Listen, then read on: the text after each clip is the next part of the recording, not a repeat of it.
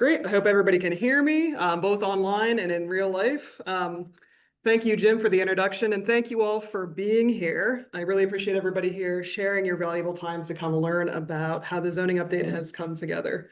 It's important to understand and have a conversation about how the borough can use this tool to preserve and enhance what people love most about living and working here. So before we dive in fully, let's see. There we go. I want to recognize that there are some really dedicated and responsive individuals here from Borough Council and the Borough Planning Commission. Please raise your hands if you wouldn't mind being recognized. These elected and appointed officials have devoted significant time over the past few years in making this process transparent and broadly participatory. And they're all here this evening to continue making sure everybody in the community has the chance to meaningfully participate. So thank you all as well for being here. So the primary purpose of tonight's event is to provide a clear picture of how the zoning ordinance works in the context of what it covers, what it does not cover, the intent, the process, the proposed changes, and the desired and expected outcomes. Many of you have been involved along the way in meetings in just about every format, a workshop, a town hall, an open house, or a combination of these. Some of you are new to the process. So this presentation walks through the basics so that everybody's working with the same clear, accurate information about what's going on with the project. So we'll cover what zoning means, what it does and does not include, what it can and can't do. We'll cover what's in the proposed zoning update, and really importantly, why the borough would go to all the trouble of doing this. We'll talk about what's happened so far and what's next. In terms of format, after the presentation, I hope you're still awake at that point. We encourage you to visit stations that we'll have set up around the room where Jim is, and at these other tables. This would be your chance to communicate with council members and staff, ask questions, and share your comments. So I would suggest if you haven't already, please grab a few note cards and a pen from the back and jot down any questions that arise during the presentation so you can hang on to them for afterward. That's going to be a really great opportunity to connect one-on-one with council members and be heard directly, which may appeal to some of you more than having to raise your hand and speak in front of the entire room. We've done that format in the past. We'll do it again. But tonight is about listening, learning, and those direct conversations. So again, please hold your questions and comments until the end.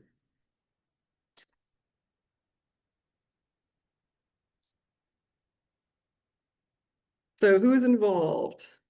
The Borough Zoning Update Project, which we'll dive into further in just a moment, has been a really wide-reaching effort since it started way back in 2022, or even further if you consider everybody who was involved in co-creating the borough's long-range comprehensive plan, the Thrive Plan.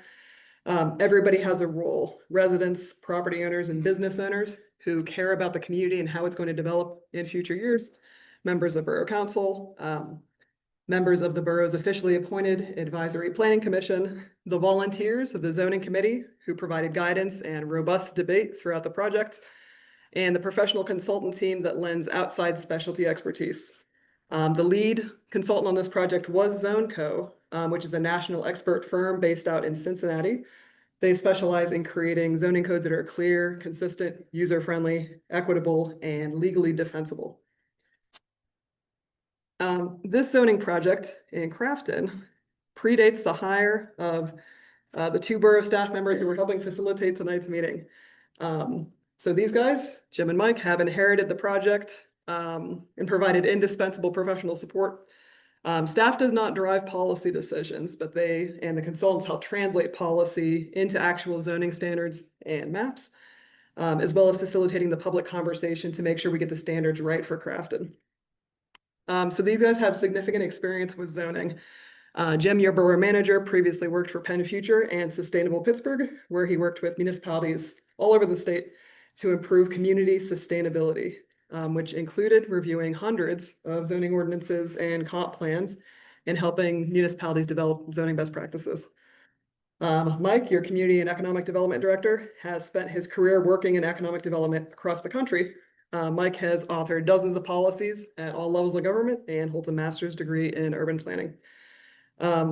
I, your humble consultant, am Jenny Easton, planning director at a consulting firm on the north side called Pashik MTR. We were involved in the Thrive Plan back in 2017 and some of the prior public events for this project. We do a lot of long-range planning and zoning for Allegheny County communities. We've worked for the past couple of years in Aspinwall, Brentwood, Churchill, Dormont, Fox Chapel, Homestead, Mount Lebanon, O'Hara, Pleasant Hills, Plum. So all different types of communities who all face some of the same challenges as Crafton. So without further ado, let's get into it. So in Pennsylvania, zoning is a legal tool that local governments use to protect the health, safety, and general welfare of the public. The state gives cities, boroughs, and townships the authority to decide how land in their community can be used. So what can be built, where it can be built, and what purpose land or buildings can have in each area of the community. Zoning divides a community into zoning districts, like those you see on the map here, zones in which there are different rules for what buildings look like and how space is going to be used. Zoning would be the reason why nobody here has a jackhammer factory next to your house, or why you don't see high-rise condo buildings next to single-family homes. It seeks to limit incompatibilities or nuisances between properties so that neighborhoods are harmonious and function in a way that best serves everybody. Zoning is just one part of the whole book of ordinances that Crafton Borough has adopted. I don't know if anybody's taken a look at this online. They're all publicly available and you can surf through at your convenience. The code lays out every aspect of how Crafton operates, how many people are on the Park and Shade Tree Commission, where you can set off fireworks, how to get a yard sale permit. There is a whole part of the code that's all about chickens. When it comes to building something on your property, the list of codes on the left side here, site codes, contain the rules for what you can build, where you can build, how you must build it, and what standards apply. It's on the right side. Right, The building codes are on the right side. right, okay, I'm gonna talk about site codes first, so. Zoning aside, we'll get more into that in a moment. The subdivision and land development ordinance dictates the process for land development. So what you have to study, what improvements that process has to include. Stormwater management laid out the required systems to ensure that stormwater runoff from a development is responsibly managed and doesn't impact other properties. Streets and sidewalks contain design standards for how those are built, and trees, that chapter protects the borough's street trees. So now moving over to the other column, the building codes. Those are focused on safety and construction standards. So where the building code tells you where and what kind of buildings can be built, building codes tell you about the safeguards that have to be in place.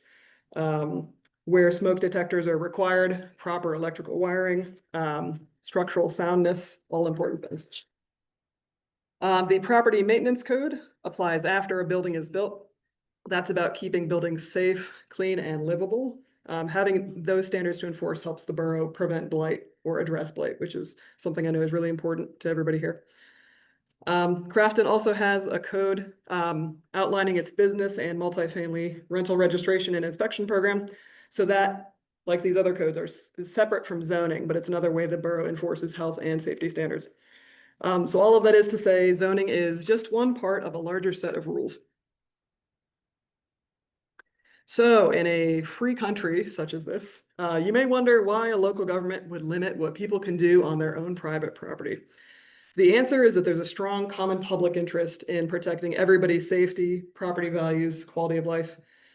Traditionally, zoning was used to separate different types of uses. So homes versus stores versus factories, from nuisances like noise or smoke, keeping those things away from where people lived. The goal was health and safety, but over the decades, it started going much further, perhaps arguably a bit overboard. It separated uses even when mixing them wasn't really a problem or could have made places more walkable or vibrant.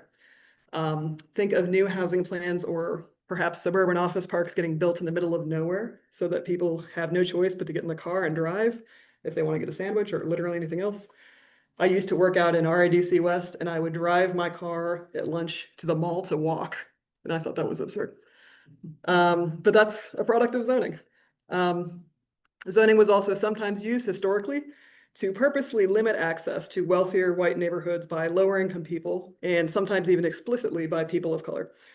So today zoning is evolving, and we are glad. When communities update their ordinances, it's less about isolating uses now, more about supporting a community's vision. Zoning now has community outcomes at the forefront, revitalizing town centers, encouraging mixed-use, walkable neighborhoods, expanding housing choice, protecting natural areas or resources or historic character. It's now a tool that actively shapes better places. So that's the intent here. Crafton zoning project has been about examining the existing code and identifying the ways that it can help advance the visions and goals from the Thrive Plan, that joint comprehensive plan that the borough adopted. The plan was firmly rooted in public engagement. That's how comprehensive plans go. It represents a playbook for progress on the issues that residents told us back at that time mattered most. So these were the three major vision points from that plan: to address and prevent blight and neighborhood deterioration.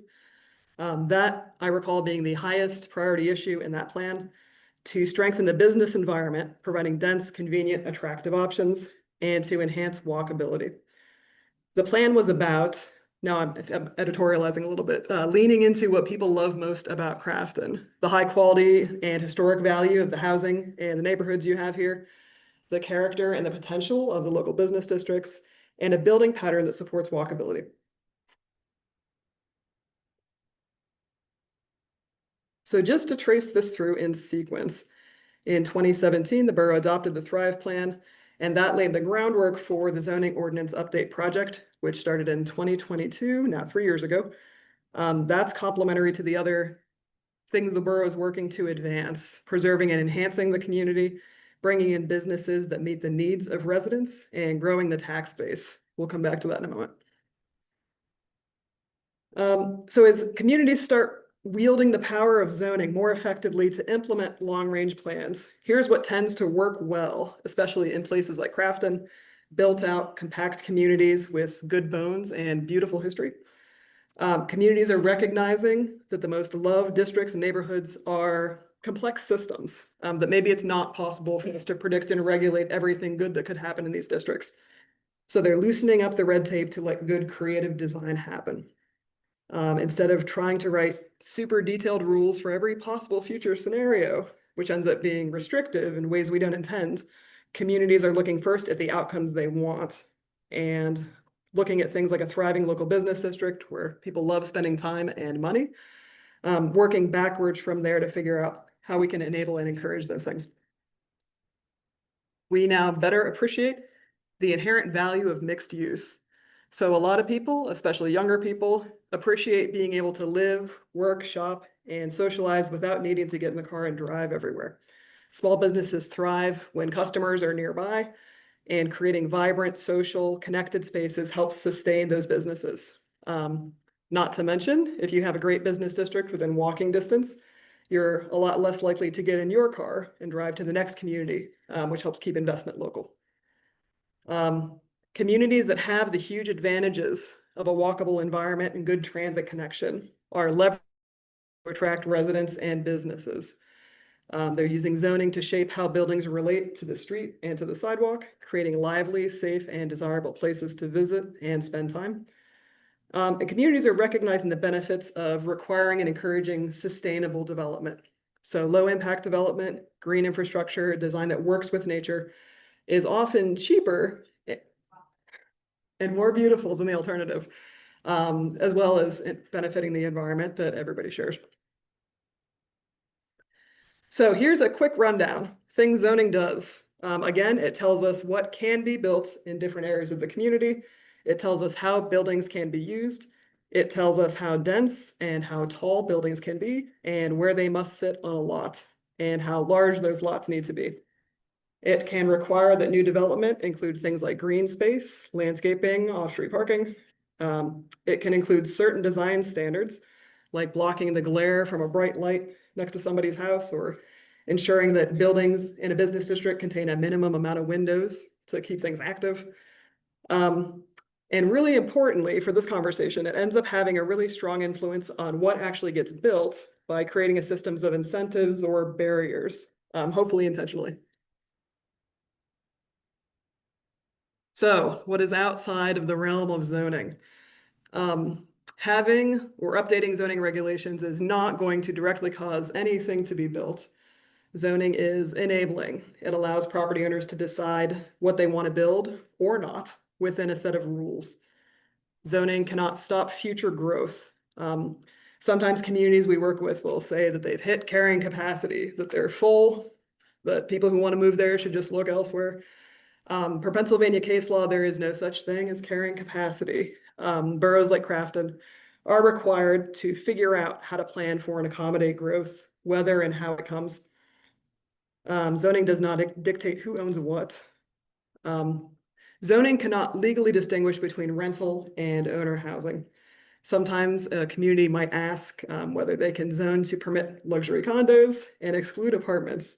No, zoning has only to do with the size, placement, and sometimes design of those buildings. It cannot regulate who lives there, what their financial situation is, or whether they rent or own their space. So just to be clear, we can't use zoning to require that homes be for owners and not for renters. Municipalities in Pennsylvania are not allowed legally to ban any specific type of use. So you may not want vape shops or adult stores, but we can't use zoning to prohibit them. Updating the zoning ordinance does not force anyone to upgrade their property. Everything that's standing today is grandfathered in as non-conforming. So those properties would only have to meet the new standards if they're substantially renovated. Finally, we can't discriminate. Zoning can't treat members of protected classes differently. So those are the categories protected by federal, state, or local law, which certainly includes the basis of race, color, national origin, religion, sex, gender identity, sexual orientation, disability, familial status, or age. So with that in mind, as we think about zoning in Crafton, you may be looking at it from your perspective as a property owner, as somebody who owns and takes pride in a home or a business. So from that perspective, you might be wondering how this set of rules affects you or what you can do with your property. For the sake of tonight's conversation, I will ask you to think also at the level of your neighborhood and of the level of the borough as a whole. So these are the questions that council will have to consider, balancing what individual property owners want with how the borough should function as a complete place. At the neighborhood level, we're thinking about how buildings and spaces should be in harmony. And at the borough level, we're thinking about how we provide the places everybody wants and needs. So where should we be intentional about attracting investment, new homes or businesses? Where do we need to protect and preserve what's in place? So it's a break in all this text, photo time. The following few slides show some comparisons of what different neighborhood patterns look like with direct results from the zoning that are in place. So we're going to move from the general to the specific. First up, this is a very general example, not even of a Pennsylvania community, to highlight some differences between a neighborhood pattern that prioritizes cars and one that is pedestrian scale, meaning not that there aren't any cars there, but that cars are not the only way to get around, so that traveling on foot, bike transit are options as well that are viable. You can see in the first image that that would be rough. It would be rough, if not impossible, to get around that area without a car. We have these gigantic parking lots separating everything, roads that are wide and fast enough that they'd be really uncomfortable to cross on foot. On the opposite side, that would be a comfortable place to walk. This is how neighborhoods were more traditionally laid out, that grid pattern. Getting closer to home. This is the waterfront and Homestead. Here we have stores all aligned along the sidewalk, lots of windows and nice lighting and landscaping. This is a place where zoning and design made shopping comfortable and attractive. It's a destination, place where you'd maybe take a friend to grab a coffee, browse the shops. So we'll contrast that, not to shade Robinson, but this is not a very attractive, appealing, or maybe even functional environment. This is a place where a lot of people need to shop, but nobody really enjoys the experience of getting around. So we have here basically a highway dividing these various seas of asphalt where big box stores are isolated from one another. You've got to get in your car to go from store to store, wait at stoplights, burn fuel. looking at the image, it doesn't strike you as a community people care about. It's a series of parcels that large corporations care about.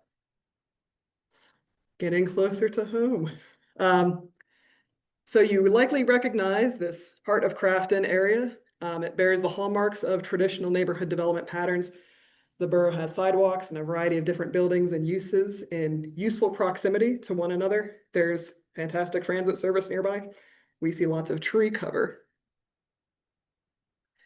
So much earlier in the project, we asked people in a survey what they wanted to see for the future of this area. TOD refers to transit-oriented district, as this is the part of the borough that's best positioned to capitalize on the busway. So these on the screen are direct quotes from people who responded, perhaps some of you. People imagined this as a place, maybe it would become a place where residents and visitors could enjoy coffee, yoga, fitness classes, specialty retail, cafes, places to hang out. This could become an even more attractive entry point to the borough, showcasing, enhancing the historic qualities that make this place unique. So in broader summary, those quotes on the last slide are generally representative of what most people said. This part of Crafton would be great for small local businesses that generate a lot of foot traffic. People wanted to see walkability, family-friendly spaces, historic character, and local businesses. So let's contrast that with the shopping center. So this has some of the same uses, dining, retail, but they're not organized in the same way. One of the most notable features of the shopping center is the parking lot, which is this huge land area separating the frontages from one another. The center is like a dead zone. Maybe you need that much parking on Black Friday, and I would suspect maybe not, but you definitely don't need it the other 364 days of the year. Never. So in that regard, it is wasted space. What if the community could find a better way to use it? So here are direct quotes from the same survey on this area of town. People wanted to see the massive parking lot, as somebody put it, filled in at least somewhat with trees or additional businesses. There's one suggestion here to make it into more of a grid, more of a neighborhood. So that could be kind of a shopping district instead of one big center lot with perimeter businesses. People would like to see vacancies filled, of course, with more businesses that cater to the things residents need on a daily basis. So here's the broader summary of what people said about the shopping center. They'd like to see more and different retailers filling the storefronts, reducing vacancy. Maybe here the businesses can be less local if the borough wants to attract family-friendly chain dining. There are a couple specific suggestions here. Raising Cane's, I wouldn't argue. But the center could be upgraded in terms of appearance and function. Down at the bottom, we heard some creative ideas for food truck roundups, bringing in some public or municipal spaces, community space to this area, and better connecting and integrating with the nearby busway. So with all of that in mind, I want to emphasize that no one expects any of these types of improvements to happen all that quickly. Even if the entire community is 100% enthusiastically behind a plan to build something new, even if the right rules are also in place to get it done, it doesn't necessarily mean that anything will get built. This is a slow process where I would say a lot has to go right. Planners can hardly get through a presentation without putting a quote on the screen from some guy. But this one is apt. Change is inevitable and desirable, but the destruction of community character is not. The question is not whether your part of the world is changing, it's how. So in fact, communities are changing all the time, sometimes in ways that are purposeful and desirable, and sometimes in ways they don't intend. Even if it were possible to preserve a community in amber forever, to make sure nothing old is ever compromised, nothing new is ever built, that would still require significant effort and cost. So I think it's important that communities need to be ahead of the curve on change, keeping a clear sense in mind of what people want to see happen and making sure you have the right rules in place to make that possible. So we all know Crafton to be a pretty stable place. Even here, there's a decent amount of housing turnover. 611 homes have changed hands in the last 3 years out of about 3,000 total. So that's about 20% of homes going to new buyers. So why does investment happen? Why does stuff get built? Zoning is only one piece of the puzzle. If you all decided that Crafton should look more like Singapore with huge iconic glass towers and you updated your zoning to allow it, it would not happen. Market demand is maybe the most powerful force in this equation. Nothing gets built if there's not a market to build it. If we're talking housing, someone considering building it would need to be sure that people would want to live there and that their incomes would be high enough to cover the prices of rents or buying the house, enough to make it worthwhile for that developer. Financial viability is important. Generally speaking, it's a lot easier and cheaper to build something in a greenfield in the suburbs than it is to build infill in an already developed area like this, where you might have to deal with demolishing or renovating an additional building, bringing everything up to standard. If Crafton wants to see people buy and build on vacant lots, the whole deal has to pencil out or nobody would bother to do it. Regulatory framework. So this has a big impact on financial viability. If you make your zoning code extremely restrictive so that building anything requires months of review and jumping through hoops for approvals, that's going to make projects more expensive and time consuming for people doing them.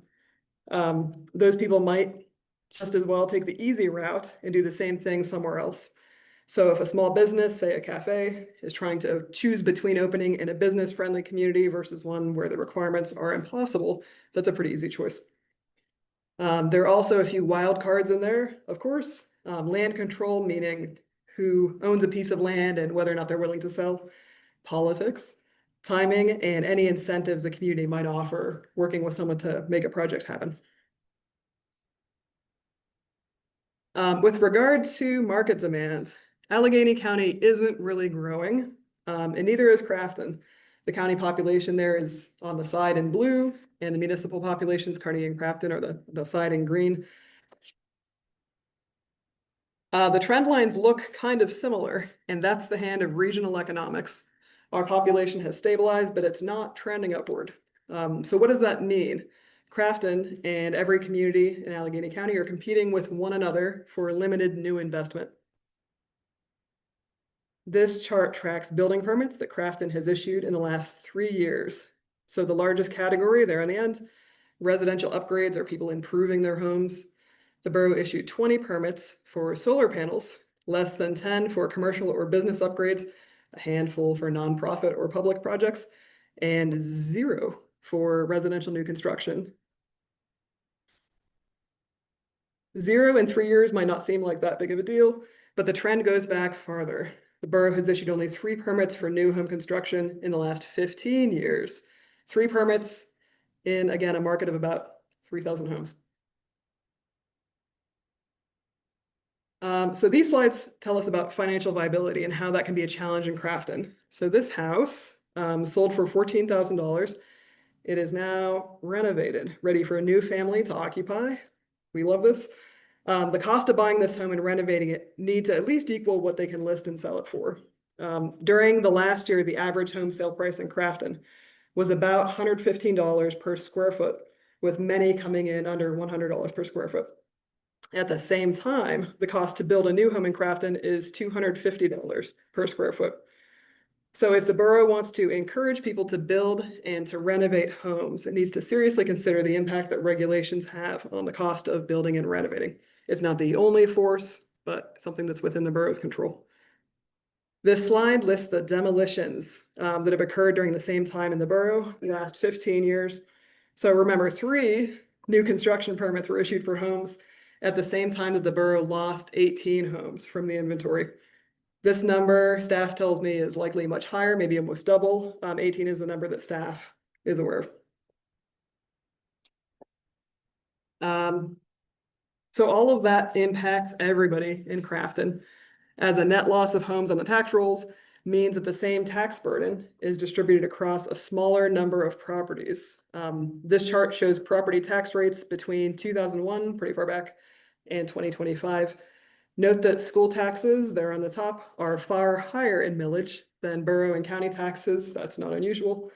Note also that school taxes have consistently increased, where borough taxes have mostly held the line. Keeping taxes down depends on having a stable or growing tax base. Everything is getting more expensive, both for households and for boroughs, As costs increase, the borough needs to sustain a viable tax base to control future increases in everyone's property tax rate. So that's going to require some new investment in some form, some new homes, some new businesses. What does that have to do with zoning? We know that Crafton does not control regional economics or the number of families that are flowing into Allegheny County. Crafton doesn't really control market demands, but the borough can use its zoning regulations to make the types of investments you want more attractive, more easy, and the types of changes you don't want perhaps more difficult or a little more cumbersome. The suggestion here is to lighten up the red tape on things that most people would agree enhance the community, get that investment here. Even within a county that's not growing, we do see increased demand for walkable mixed-use environments. That's something you can lean into here. You're built for it. The existing ordinance is, in many ways, according to Zone Co's diagnostic report, convoluted and difficult to interpret. It's hard to use, as well as being restrictive in some ways for no clear reason. Updating the ordinance to streamline and clarify will go a long way in reducing requirements that are excessively demanding. Will make new projects more viable and appealing as you compete with neighboring municipalities. For example, if you require more parking for a small business than they can provide on their lot, if they don't have options for shared parking, maybe their best option might look like acquiring the lot next door or bulldozing it, building a parking lot, whether or not they actually need that much parking. They have to meet requirements, and sometimes requirements are expensive. Updating the parking makes these requirements a little less monolithic, a little more nimble, and making all of these updates has the effect of advertising that Crafton is open for business. If you want new business, if you want to attract families and shore up the tax base, Crafton should be known as a place where people can build nice things. So that brings us to the Borough Zoning Code Update Project, which has been a whole journey. Again, you've seen this slide before. What we're solving for here, a major purpose of this zoning update is to implement the Thrive Plan, which set out these three major visions representing what residents want to see happen most: addressing blight, strengthening the business environment, and enhancing walkability. Additionally, the update also seeks to make the ordinance a little more streamlined, a little more user-friendly, efficient, effective, easy to understand, easy to enforce. So here's a broad look at the process. Council adopted the Thrive Plan in 2017. The Thrive Plan included not only those objectives, but also some reasonably specific recommendations for zoning to consider. That process started in 2022, produced a first draft last April, and now, more than a year of deliberations and workshopping later, Planning Commission has recommended approval of the current draft.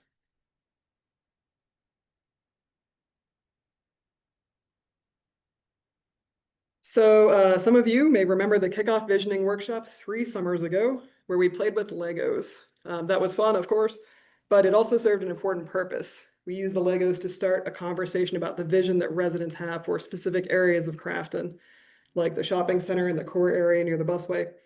That workshop painted in broad strokes that we carried forward and would continue to refine in more detail. That fall, ZoneCo completed its diagnostic report. So that's what's shown on the screen there. It's a detailed analysis that is available for public review. It compared the aspirations laid out in the Thrive Plan with what the existing ordinance contains, identifying some areas where the ordinance would need to change to make desired things happen. It also reviewed the existing ordinance through the lens of best practices. So clarity, good organization, modern terminology, Pennsylvania case law since the last zoning ordinance was adopted. These are all important things to consider. That work carried forward with the steering committee in framing out zoning districts. So conceptually, what each area of Crafton is and should resemble in the future, what uses would make sense, what type of buildings would fit well. The community provided input and feedback on all of this at a public house in April 2023. With that starting to take shape, the committee began assembling a full draft ordinance. Last February, the community met in this very room, deja vu, for a town hall meeting on zoning, where many of you and your neighbors shared ideas, concerns, impressions. That was a wide-ranging and productive conversation and served to answer some questions about what this project would and would not do.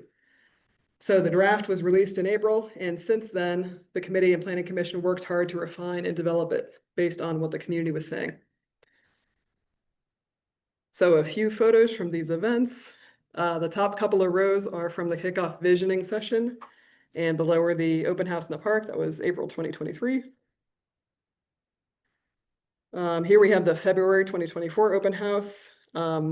And for much of the project, you see a screenshot here from a project website we had live at codecraftoningram.com. It's actually still live. You can find a lot of information there, including details from the town hall last year, but it's not updated. The community has been involved and invested all the way through the process. At each stage, with every ask, people dove in to understand what was on the table and respond with detailed insight.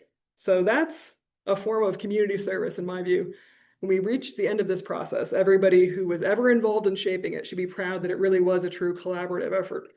This was involved. These images are from the community survey, which garnered many detailed, thoughtful responses. Active activities at last February's meeting, where people responded to questions in live time. What you tell your officials matters. I work in a lot of different communities, and I can't recall a zoning process in any single one of them that has involved this many public conversations.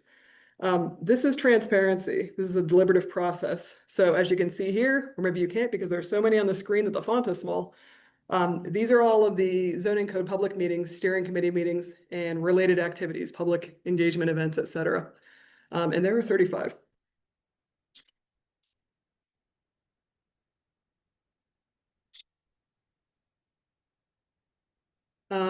So among these, just to summarize, there are 6 public meetings where the state planning code requires only 1.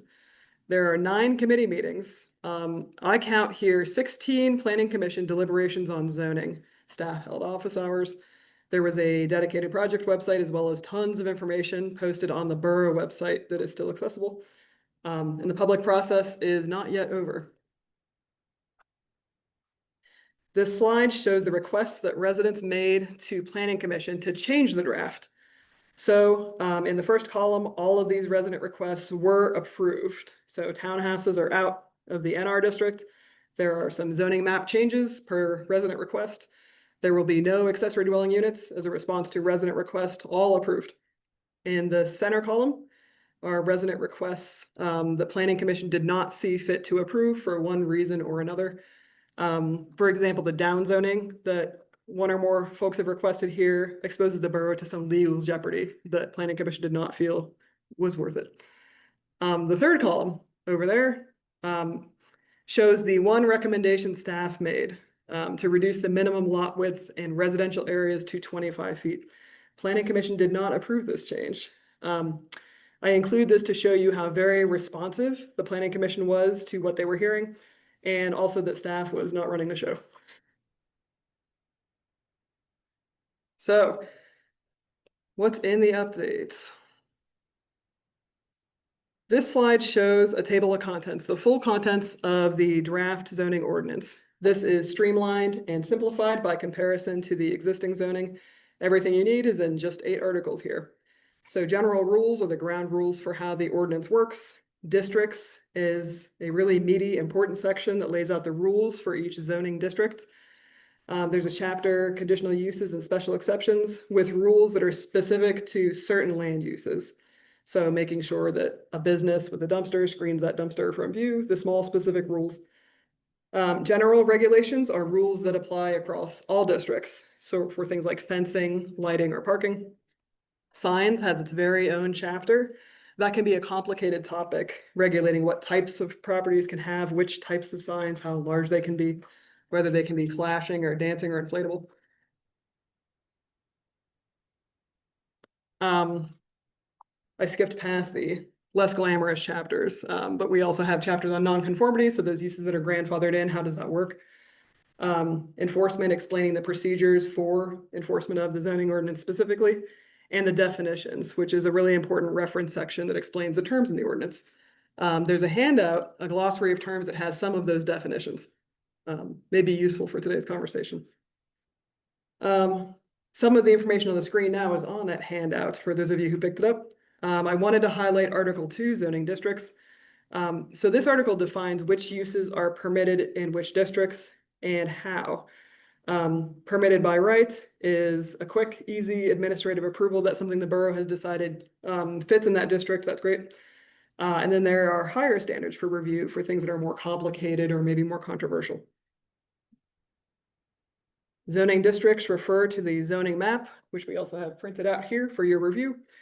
Every property is assigned to a district. Every house, every business, every empty lot.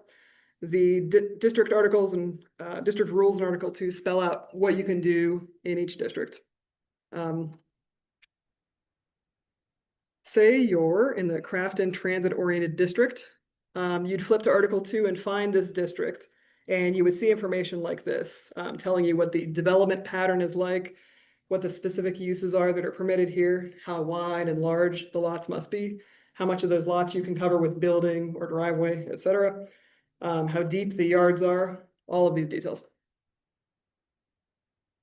There's a really detailed document on the Borough website comparing the current code and the proposed updated code. This is a super brief Cliff Notes version of that document. It may surprise you to learn that by and large, the code is not dramatically changing. A lot of what's in it will carry forward, maybe organized differently, but the standards haven't changed. Some of the key differences are reorganization and streamlining, adding a use table, which is a really quick reference for where uses are permitted, changes to the regulations that are consistent with historic neighborhood development patterns, lightening up some of the red tape on businesses to encourage growth, allowing people to live in the upper floors of established commercial buildings, bringing mixed use to life. So where do we go from here? In evaluating any policy change, I think it's natural to look for some empirical insights on what exact results it will deliver. For really specific policy changes, an impacts analysis is a useful tool. So for instance, judging what will happen to parking and traffic if a Sheetz goes in at a certain location. For a whole zoning ordinance update, doing it is kind of like using a calendar to make a weather forecast. There are too many variables to make the results very reliable. For one thing, nobody knows, we don't know, what will actually get built in the next decade because zoning rules are not the only factor. People decide what to do with their own properties. Maybe we change the rules and everybody decides that they're not interested in selling or improving. Things stay the same. Maybe word gets out that Crafton's an incredible gem and all of the hipsters start pouring in, bringing with them coffee houses and avocado toast boutiques. And this makes everybody's property more valuable. So you start seeing things turn over and grow. We don't know. We can't call this accurately.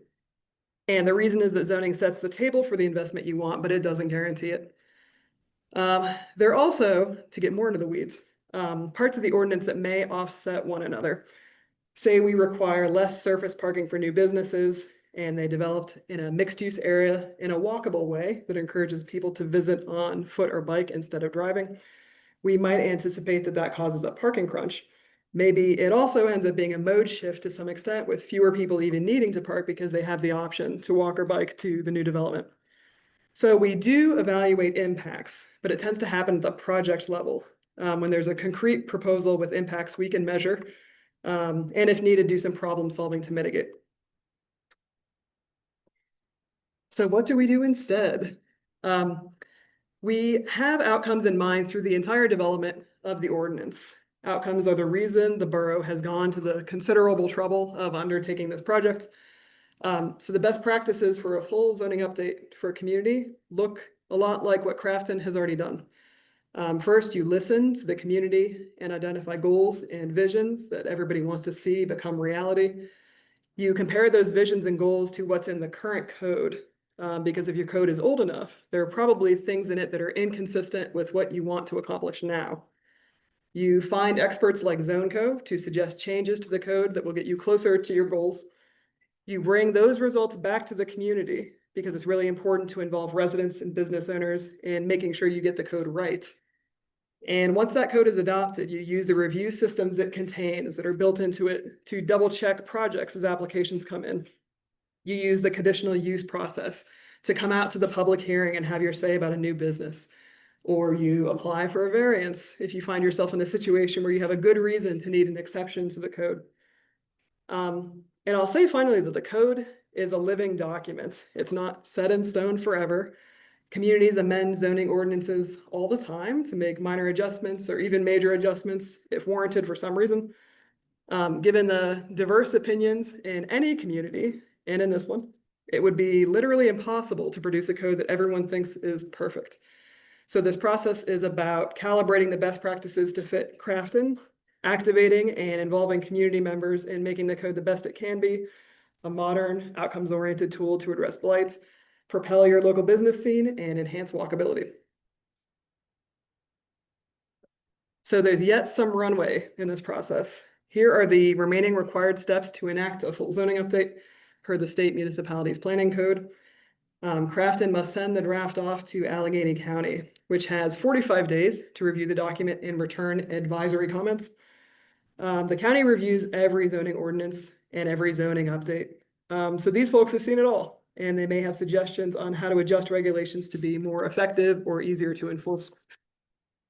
Council will advertise and hold a public hearing. That's an official opportunity for all members of the community to speak directly to council on the record with comments on the draft.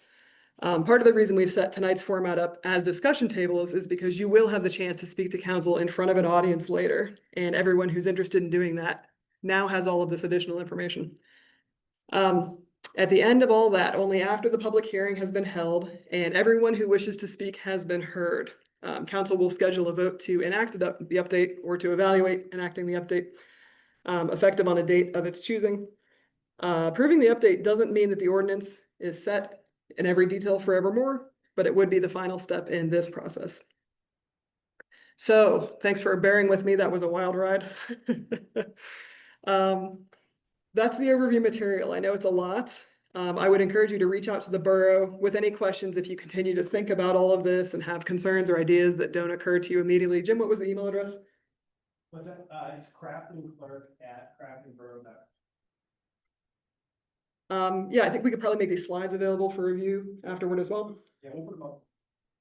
Excellent.